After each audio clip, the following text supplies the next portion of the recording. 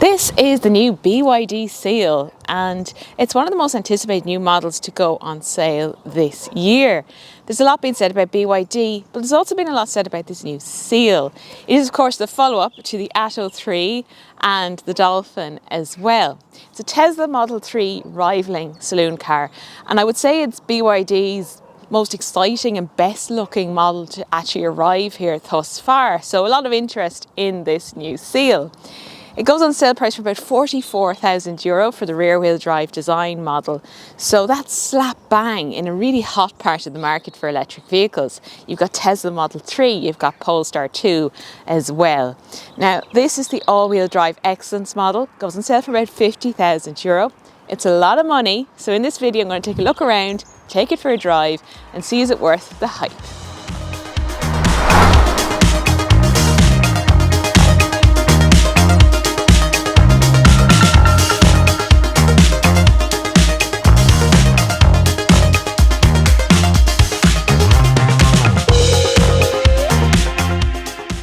A very striking car, very eye-catching. It grabs a lot of attention on the road. And I think BYD is to be commended for the design. It's a nice saloon alternative to all those SUVs and crossovers on the road. Striking LED headlamps and a kind of a ripple effect in the daytime running lights. Very sleek, very aerodynamic as well. Sleek profile, flush door handles that actually work very well. They're easy to use. And 19-inch standard fit alloy wheels. Around the back there's some nice detail in the LED lights, and there's also a diffuser effect in the rear bumper. This colour is indigo grey and it's one of 6 colours you can choose from. The cabin gives a very good impression. It's very stylish, very sporty. So they haven't gone overly minimalist like in some of the competitors, and I do think it's all the better for that. They call this the surging wave dashboard design. So you see that aquatic theme. Also the door handles are in the shape of water droplets. A nice little crystal gear selector here, or crystal style, which looks very good. And lovely materials in here that give that plush feel, like the suede effect and also the full synthetic leather upholstery. You can get that in blue or black, and you've got nice diamond stitching in that as well. It's a very well equipped car. There's no extensive options list. So everything's included, like the pano roof, the parking camera, heated and ventilated front seats, there's a heated steering wheel, there's an upgraded stereo, and also 2 wireless smartphone charging pads, and of course lots of standard safety features as well. You've got a full digital driver display, and also it does of course the classic BYD rotating of the screen from portrait to landscape, but I do much prefer it in the landscape profile. I think that's where it works best. Now everything is in the screen, all the functionality of the car, including the ventilation controls. There's also a wired Apple CarPlay, Android Auto as well. So that does seem like a little bit of a backward step, and the USB ports are actually really hard to access onto this bridge console. So I think it'd be better if they were actually in here. The screen has lots of functionality in there, lots of standard safety features as I mentioned, and if you want to adjust those, it's actually a shortcut button here, but there is quite a lot of driver assistance features, so if you want to turn them off it's going to take you a little bit of a while to do so. In the navigation system you can find the nearest charging stations as well pretty easily from a shortcut button. There's one little quirk with this car that I do find quite unusual. So where do you think the indicator stalk might be? Well, usually it's here on the left, but if I do that, it operates the wipers of the car. It's actually here on the right. And when I picked up this car, you wouldn't believe how long it took me to get the hang of this. So if you want to go left, you move it up, and if you want to go right, you move it down. But if you can get over all that, it is a nice cabin. It's a very well equipped car, and it's also nicely appointed as well. It's very spacious here in the back of the Seal. You've got of course this flat floor with the cabin because it's a bespoke EV. So everybody gets this equal amounts of legroom, even your middle seat passenger. And for a saloon car, headroom is excellent as well. So I have about that much extra, which is quite significant I think. And that's even with that pano roof as well. It's also really nicely finished back here. So the same quality that's in the front has been brought here to the back as well, which is really nice to see. There's also an armrest with cup holders for that little bit of a luxury feel. We've got vents, a little storage space here, and also a little compartment here with your USB-C ports. There's also pockets in the back of those seats. Actually, there's a few different style of pockets in the back of those seats, and there's door bins here as well to put a bottle in. So altogether, I think they've done a really good job on the space, accommodation. The only thing I will say is perhaps a little bit more thigh support here if that was sloped a bit more, because you've got quite a high floor, and I say this about a lot of EVs, but generally it is a comfortable place to sit. The 3.8 written here refers to how fast the Seal can get to 100 kilometers per hour, which is quite cool. Now, to open the boot, you press this, or you can use the key as well. There's a button on the key. You've got 400 litres.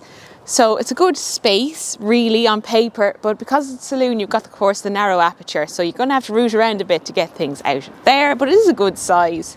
And you've got a little bit of underfloor storage. There's also a 53 litre frunk under the bonnet as well, and the powered tailgate comes as standard. So this is powered by an 82.5 kilowatt hour battery. It's an LFP battery as opposed to a lithium ion battery that we've heard a lot about to date. BYD says that it's more safe, more durable, and can withstand more charging cycles, and you can charge it up to 100% as well without as much risk of degradation of the battery. It's BYD's own creation. It's their Blade battery. The range is excellent, so the official figure is about 520 kilometres for the all-wheel drive version and about 570 kilometres for the rear-wheel drive version. And when I got into it on a full battery, you'll see a readout of just over 500 kilometres as well.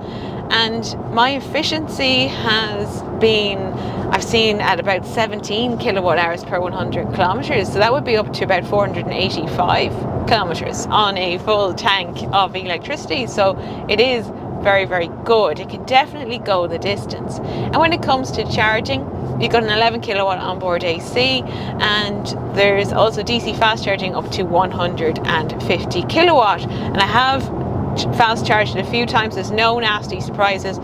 It charges at a very good rate, I would say. Even beyond 80% to 100, it seems pretty quick as well. It is also a powerhouse. So this is the all-wheel drive version. You've got 670 Newton meters of torque. You've got 530 horsepower, and 0 to 100 is just like what it says on the back. It's 3.8 seconds. There's a number of different driving modes, like a normal mode, a sport mode where it's maximum attack mode, and then there's also a more efficiency biased setting as well. But this can absolutely take off. When you put your foot down, it'll just throw you to the back of your seat, and there's excellent grip as well, so it's a nice secure delivery of power. There's no vibration through the steering wheel.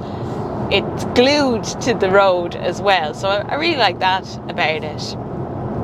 I wouldn't say it's the sharpest handling car, just in the whole cohesiveness of the controls. There's a little bit of a layer of finesse missing. It's good, but for example, the steering is a little bit on the artificial side. It's not entirely fluid like what you might find in Polestar 2 or Tesla Model 3.